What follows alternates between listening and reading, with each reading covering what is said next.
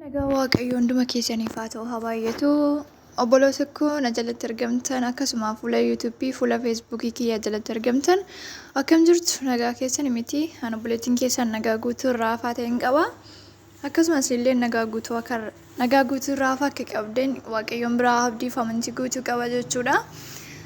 Dabalataani kallattumaan karaa YouTube isin geessa jechuudha. Sababiin isaa analleen ta'ee namoota biraasi YouTube'n subscribe'n isaa amma kuma guututti yookaan 1500 yookiin 1000 bakka naannoo 100 keessa hanga galutti live seenuu waan hin danda'amneefi kanaaf akkamittiin seenne isa jedhu walumaan irratti dubbanna. Analleen baay'ee na didee jira jechuudha.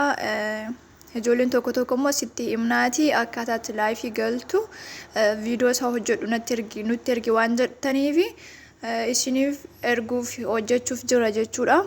Akkasuma kallattiidhaan gama YouTube'itti isin dabarsa. Annaa YouTube'n kiyya kanaadha.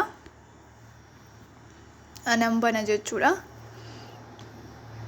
YouTube'n kiyya immoo dafee naaf hin banu dhiifama isiniin jechaatu hamma naa baneef jira. Bakkee profaayilii kiyya kana nan dhufa.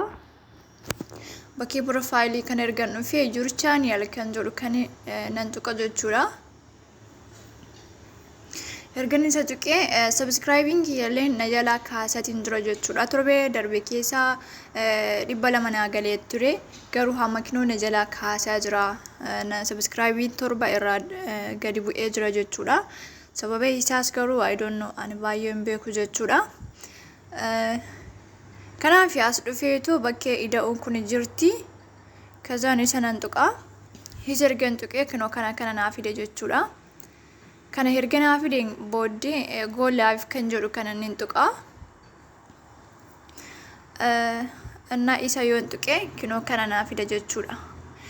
Kanaaf baay'een keessanii viidiyoo isaa hojjedhuuti nuuf ergi sitti himnaati naan jettanii jirtanii fuula YouTube irrattis akkasuma fuula FB kiyya irrattis poostii nan godhaati yoo beektan akkaataa isaa natti himuu ni dandeessanii isinin jedha.